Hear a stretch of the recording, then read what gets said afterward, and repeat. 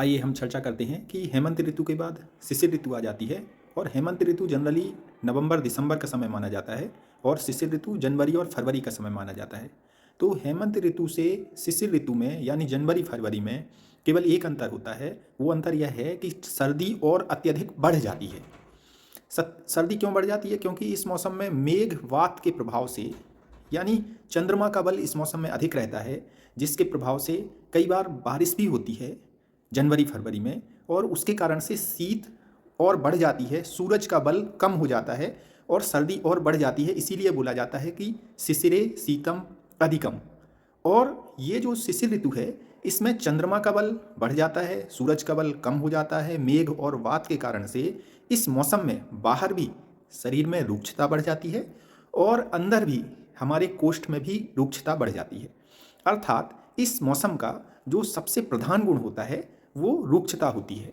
तो दोस्तों, हम आइए ये समझते हैं कि ये जो शीत ऋतु है, इसको हम किस प्रकार से इसके विभिन्न रंगों को जिएं कि हम आरोग्य को भी प्राप्त हों, और पार्टिकुलरली वे लोग जिन लोगों को जिनकी प्रवृत्ति कफज होती है और जिनको पार्टिकुलरली जैसे बच्चे, इनको सर्दी के मौसम में कुछ ज़्यादा परेशानी होती है, वो लोग जिनको एलर्जी से संबंधित समस्याएं ज़्यादा होती हैं, तो वो लोग किस प्रकार से इस मौसम को एडॉप्ट कर पाएँ, इस मौसम में क्या चेंजेस, क्या नियम, क्या अनुशासन का पालन करें कि वो इस मौसम को एक बेहतर ढंग से स्वास्थ्यवर्धक मौसम के रूप में प्रयोग कर पाएँ। क्योंकि बोला गया है कि यह मौसम उपचय के लिए होता है, और मैं देखता हूँ कि प्रायः लोग इस मौसम में बीमारी की दृष्टि से डरे हुए रहते हैं, भयभीत रहते हैं।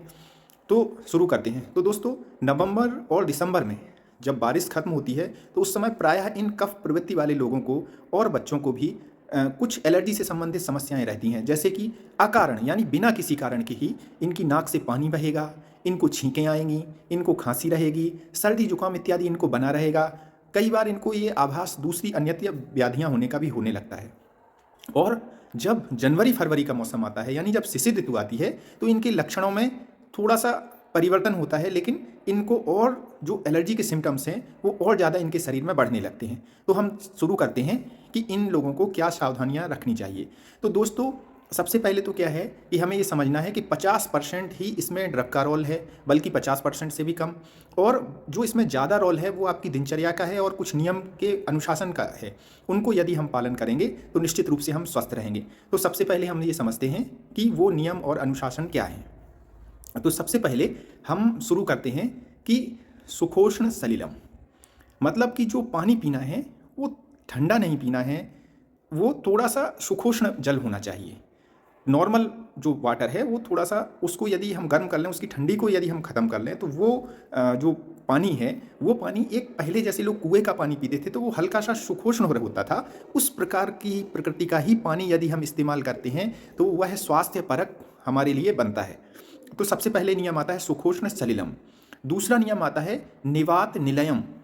निवात निलयम से तात्पर्य है कि हम जिस घर में रह रहे हैं वहाँ पर जो विंडो हैं, पहले तो लोग क्या करते थे कि जो भूमि के अंदर, उसको बोलते थे भूमि ग्रह, भूमि के अंदर जो घर होते थे, क्योंकि इस समय जैसे आप कुएं का पानी पीते हैं वो गर्म रहता है, वैसे ही भूमि के अंदर का टेम्परेचर इस समय बढ़ा हुआ रहता है, सुखोष्ण टेम्परेचर रहता है, वो हमारी प्रकृति के अनुरूप रहता है, और लोग उस ग्रह में रहते थे।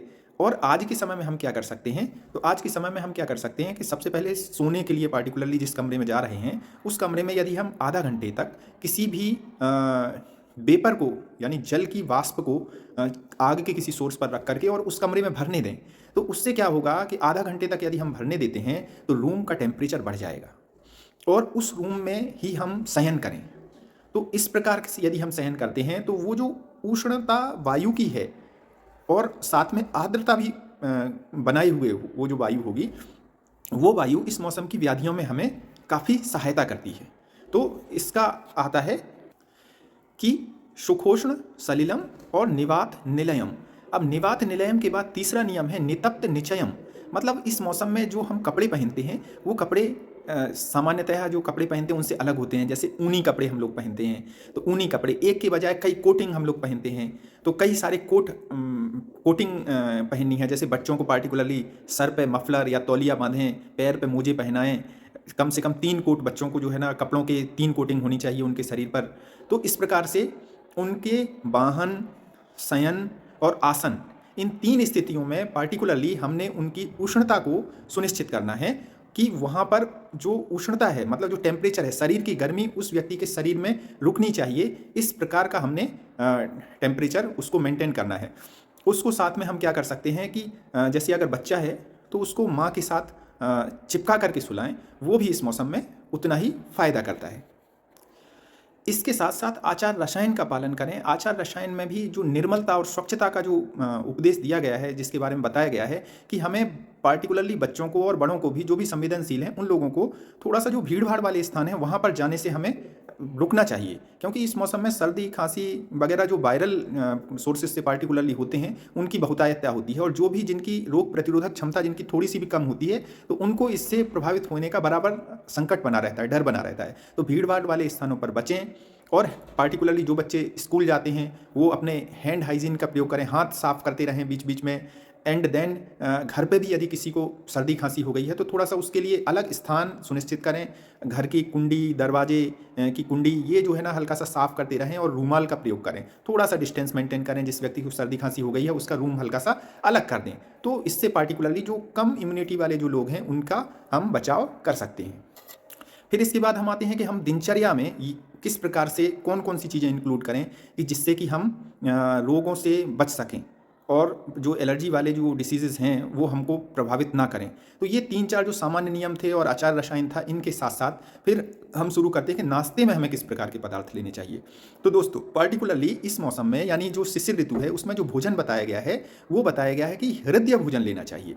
हृदय भोजन लेना चाहिए, हृदय के साथ साथ स्निग्ध भोजन लेना चाहिए, स्नेह रस युक्त भोजन लेना चाहिए, और ऐसा भोजन होना चाहिए कि वो शरीर को भी बल प्रदान करे, वो मन को भी बल प्रदान करे, और साथ में वो विभिन्न प्रकार की जो बीमारियां होती हैं उनसे भी हमें प्रिवेंट करे।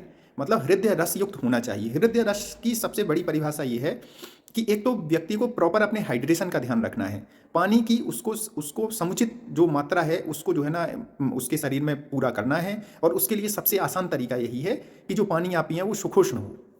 एक दूसरा हम क्या कर सकते हैं कि जो इसमें हृदय रस युक्त और स्निग्ध इस प्रकार के पदार्थों का प्रयोग बोला गया है, तो हम क्या कर सकते हैं कि जैसे हृदय रस माना गया है अम्ल को, और अम्ल के साथ में हल्का सा लवण युक्त जो पदार्थ हैं वो भी इस मौसम में उतना ही फायदा करते हैं। तो हम आंवला, बेर इत्यादि जो अम्ल रस प्रधान जो द्रव्य हैं उनको संतुलित मात्रा में, जैसे कि वो गले को भी ना पकड़ें और उनको उनका जो है ना जो बिना किसी विकार के उनका हम उपयोग कर पाएँ, इस प्रकार से तो अम्ल के साथ लवण रस का कॉम्बिनेशन का प्रयोग करते हुए हमको उन पदार्थों को प्रयोग करना चाहिए। और पार्टिकुलरली मधुर रस वाले पदार्थों का प्रयोग भी इस मौसम में काफ़ी अच्छा माना जाता है। जैगरी के जितने भी प्रोडक्ट होते हैं, शुगर केन के जितने भी प्रोडक्ट होते हैं, चाहे वो चीनी हो, चाहे गुड़ हो, चाहे हम गुड़ों के अत्यधिक जो विकार जो मिठाइयों के रूप में मिलते हैं, अन्य जो वेराइटीज़ रहती हैं, तो उनका प्रयोग पार्टिकुलरली इस मौसम में बहुत ही अच्छा माना जाता है। तो इस तरीके से हमने स्निग्धता को मेंटेन करने के लिए हमने दुग्ध और डेयरी प्रोडक्ट्स को भी खाना इस मौसम में सुनिश्चित करना है, और साथ में मिठाइयों को, लड्डू को भी खाना इस मौसम में सुनिश्चित करना है। ये दोनों शिशिर ऋतु में हमारी जो अत्यधिक जो अग्नि बढ़ जाती है, क्यों बढ़ जाती है? क्योंकि रुक्षता इस मौसम का प्रधान गुण है, और जो रुक्ष वायु है वो हमारी अग्नि का संदूषण करती है, जैसे अग्नि को और बढ़ा देती है। तो उस अग्नि को, बढ़ी हुई अग्नि को यदि हम हल्का भोजन खाएंगे तो हमारे शरीर में वायु और ज़्यादा बढ़ने की संभावना हो जाती है। तो हमको इस प्रकार का भोजन लेना चाहिए जो भोजन गुरु भी हो और साथ में स्निग्ध भी हो, साथ में वो शरीर के सत्वों के बल को बढ़ाने वाला भी हो, और साथ में वो ऐसा यदि भोजन रहता है तो वो ऑटोमेटिकली वो जो है ना प्रीति को भी बढ़ाता है। और यह भोजन स्थिर गुण युक्त होना चाहिए। स्थिर गुण से मतलब यह है कि उस भोजन की जो शरीरता आवृत्ति है उसको किसी भी तरीके से बढ़ाया हुआ नहीं होना चाहिए।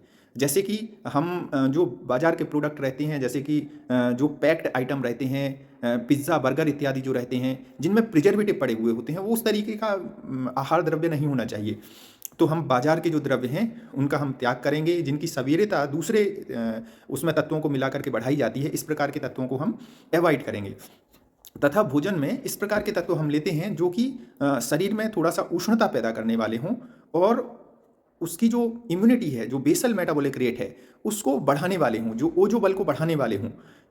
जैसे कि जो उष्णता और स्नेह और ओजो बल को बढ़ाने वाले जो द्रव्य होते हैं, जो बेसल मेटाबॉलिक रेट को बढ़ाने वाले द्रव्य होते हैं, तो उसमें हम मेथी के लड्डू, तिल गुड़ की पट्टी, मूंगफली की पट्टी, चना गुड़ की पट्टी, तो इस तरीके से जो ये पदार्थ आते हैं, अलसी के लड्डू, और इसके अलावा बथुआ के पराठे, गाजर का हलवा और शकरकंद का हलवा, इस प्रकार के जो पदार्थ होते हैं शरीर को स्नेह बल को भी बढ़ाते हैं और ये स्नेह के साथ साथ शरीर के सत्वों को, शारीरिक सत्व और मानसिक सत्व को भी बढ़ाते हैं, और साथ में ये व्यक्ति की जो अग्नि है उसके लिए एक उचित समुचित एक ईंधन का भी कार्य करते हैं। इस मौसम में कुछ एक जो सौंठ इत्यादि जो पदार्थ होते हैं उनका प्रयोग भी बढ़ा देते हैं लोग, तो उनसे उससे क्या होता है, समुचित मात्रा में, अल्प मात्रा में उसका प्रयोग करते ही रहते हैं ताकि व्यक्ति की इम्यूनिटी भी मेंटेन रहे। फिर इसके बाद आते हैं कि जो हमने दिनचर्या में रात्रि में हमने ध्यान रख लिया है, रात्रि में हमने ये ध्यान रख लिया है कि हमें किस प्रकार के घर में शयन करना है, किस प्रकार के घर में हमें आसन करना है, बैठना है, यानी घर का टेम्परेचर कैसा होना चाहिए, हमने ध्यान रख लिया।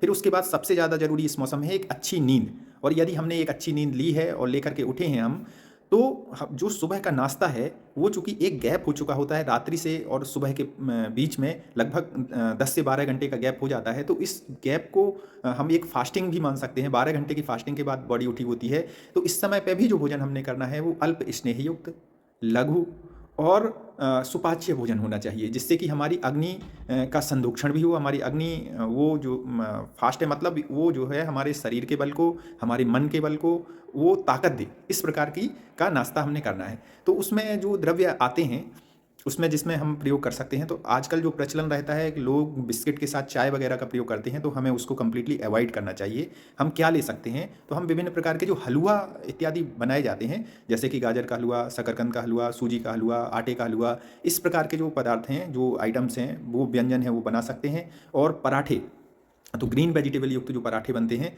जैसे कि हम पालक पराठा, मेथी पराठा, पनीर पराठा, फिर उसके साथ में शोभांजन का यानी शिगरू का, मोरिंगा का पराठा बनता है, मोरिंगा पराठा, देन उसके साथ में बथुआ का पराठा, तो इनको हम चटनी के साथ में इनका ब्रेकफास्ट करें, या फिर हम विभिन्न प्रकार के हलवा इत्यादि जो पदार्थ व्यंजन बताए गए हैं उनका प्रयोग करें, जलेबी का प्रयोग कर सकते हैं, और उसके ऊपर हमने दूध का सेवन करना है। तो इस प्रकार से हमने एक अच्छा नाश्ता कर लिया है। ये अच्छा नाश्ता जो हम करते हैं, ये नाश्ता कार्य करता है दोपहर के समय हमारी अग्नि को, हमारे शरीर के बल को बढ़ा देता है, और उससे हमें दोपहर के समय में भी और अच्छी अग्नि हो जाती है, जिससे हमें और बल मिलता है, भूख हमारी और अच्छी रहती है, हमारे शरीर का उपचय और अच्छा रहता है, हमारे शरीर के अंगों का स्वास्थ्य और अच्छा रहता है, जिससे कि एलर्जी के सिम्टम्स कम होते हैं। तो अलग अलग समय पर आप नाश्ते में उपमा, खिचड़ी, दलिया इत्यादि ये स्नेह पदार्थ युक्त करके नमकीन भी बना सकते हैं, मीठा भी बना सकते हैं, इस प्रकार से इनको ले सकते हैं। तो ये नाश्ता हो गया। नाश्ते के बाद समय आता है स्नान का।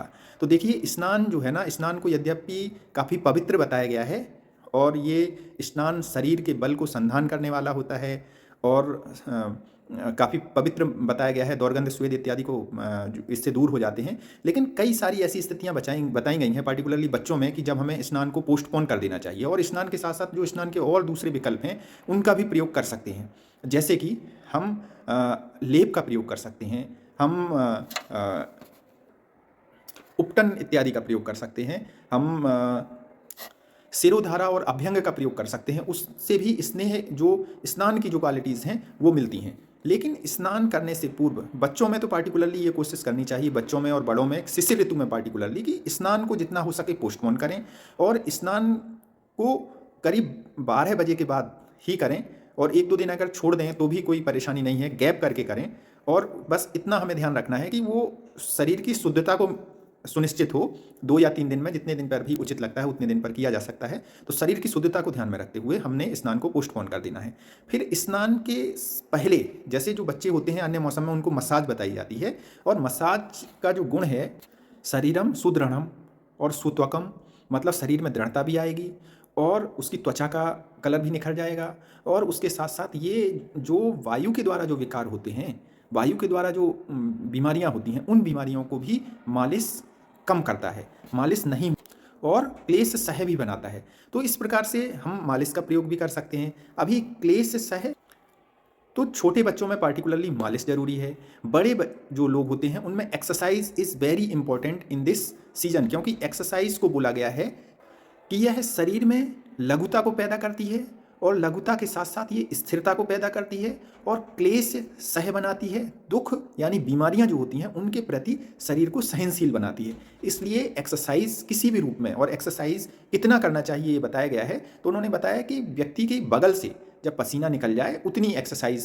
भर करनी चाहिए, या फिर उसके माथे से पसीना निकल जाए इतनी एक्सरसाइज करनी चाहिए। और यही अगर हम छोटे बच्चे में यदि देखें तो मालिश कितनी चाहिए, छोटे बच्चे को एक्सरसाइज नहीं करनी है, उसको मालिश करनी है। और मालिश कितनी करनी चाहिए, तो उसका बताया है कि जब उसके बगल से पसीना निकल जाए उतनी मालिश करनी है, या उसके सिर से पसीना निकल जाए इतनी मालिश करनी है, और बस उसकी मालिश हो गई। और मालिश के उपरांत ही, मालिश तो रोज करनी है, लेकिन जब नहलाना है उसको तो थोड़ा सा मालिश के उपरांत ही नहलाना है। इस मौसम में पार्टिकुलरली उपटन का प्रयोग कर सकते हैं, अभ्यंग का प्रयोग कर सकते हैं यानी मालिश का प्रयोग कर सकते हैं, हम लेप अनुलेप का प्रयोग कर सकते हैं, और शिरोधारा का प्रयोग कर सकते हैं, पार्टिकुलरली जंताक स्वेद का प्रयोग कर सकते हैं, स्वेदन करवा सकते हैं। तो ये जो चीज़ें हैं ये हमें दिनचर्या में प्रयोग यदि हम करते हैं तो शिशिर ऋतु में हम व्यक्ति के उत्तम स्वास्थ्य को निर्धारित कर सकते हैं।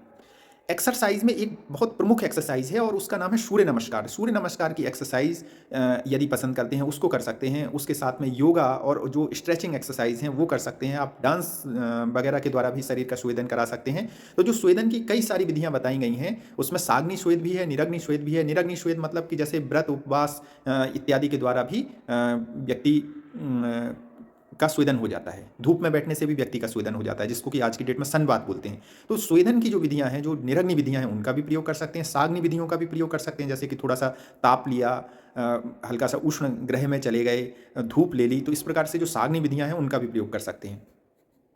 अतः एक्टिव रहना इस मौसम की एक बहुत ही महती आवश्यकता है, टॉप मोस्ट प्रायोरिटी है। तो हमें बच्चे को भी हम इंडोर गेम्स को उसको प्रमोट ना करा करके थोड़ा सा आउटडोर उसकी जो एक्टिविटीज़ हैं उनको यदि हम नहीं भी करवा पा रहे हैं तो हम एक्सरसाइज, योगा या डांस के रूप में या फिर उसकी मालिश के रूप में हम घर पर करवाना सुनिश्चित करें।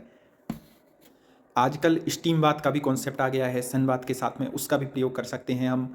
और इसके बाद आते हैं, इसके बाद हमने ये देखना है कि जो व्यक्ति है वो नाश्ता कर लिया है, नाश्ता करने के बाद उसने, व्यक्ति भी है ये और बालक भी है, इसने नाश्ता अच्छा ले लिया है। नाश्ता अच्छा लेने के बाद इसने थोड़ा सा दोपहर में जो गैप मिलता है, स्नान के पहले की एक्टिविटीज जो हैं, अभ्यंग अनुलेप के रूप में या एक्सरसाइज के रूप में या योगा डांस के रूप में वो एक्टिविटीज़ भी कर ली हैं। अब दूसरा स्नान का समय आता है। फिर इसके बाद तो स्नान में कुछ चीज़ें आपको बताई हैं कि किस प्रकार से उनको कभी पोस्टपोन करते हुए, कभी करना सुनिश्चित करते हुए हमने चलना है, और कई तरीके के जो स्नान हैं उनका प्रयोग कैसे करना है वो बताया।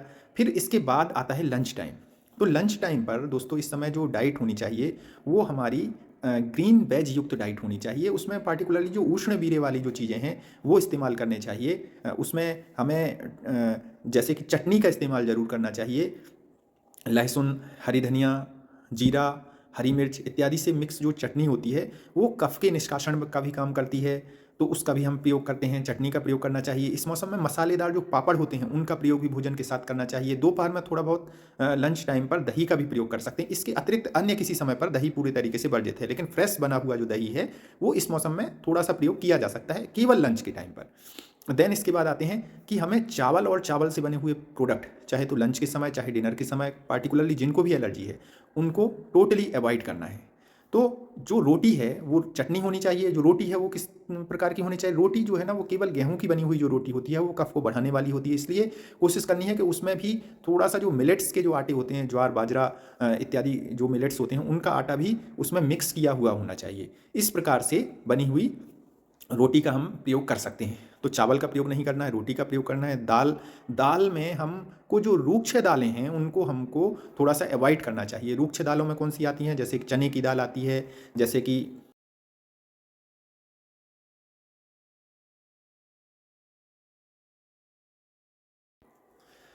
कि मटर की दाल आती है। तो इन दालों को हमें पूरे तरीके से अवॉइड करना चाहिए, क्योंकि बोला गया है कि कोई भी भोजन, जो भोजन कटु तिक्त, कटु यानी छरपरा जो रस होता है, बहुत ज़्यादा स्पाइसी जो आइटम्स होते हैं उनको टोटली अवॉइड करना है, क्योंकि इस मौसम में रूक्षता प्रधान लक्षण है। यदि चरपरा भोजन खाएंगे, यदि कसैला बहुत ज़्यादा भोजन खाएंगे, तो ये जो भोजन रहता है ये भोजन और वायु को बढ़ाने वाला होता है। और प्रधानतया जो भारतीय लोग हैं, खासतौर पर जो साउथ इंडियंस को यदि छोड़ दिया जाए तो जो नॉर्थ इंडियंस हैं वो उनकी प्रकृति वैसे भी जो क्लाइमेटिक प्रकृति है वो मोस्ट ऑफ द टाइम वातिक ही होती है नॉर्थ इंडिया में। तो वातिक प्रकृति इस समय और ज़्यादा बढ़ जाती है, शरीर के अंदर भी रुक्षता हो जाती है, कोष्ठ में भी रुक्षता हो जाती है। तो जो कटु यानी जो चरपरे पदार्थ होते हैं उनको इस मौसम में बहुत ज़्यादा सेवन नहीं करना चाहिए। और जो वायु को बढ़ाने वाले होते हैं इस तरीके का भोजन नहीं करना चाहिए, ऐसा बताया गया है। क्योंकि अगर हम इस प्रकार से ध्यान रखते हुए हम भोजन का चयन करते हैं तो ये जो लंच है, जिस लंच में हमने थोड़ा सा दही लिया, चावल इत्यादि का प्रयोग पूरे तरीके से वर्जित कर दिया, रोटी को अलग तरीके से बनाया, सब्जी में वो हम पदार्थ लेते हैं जो कि ग्रीन वेज युक्त सब्जी का प्रयोग हम कर सकते हैं।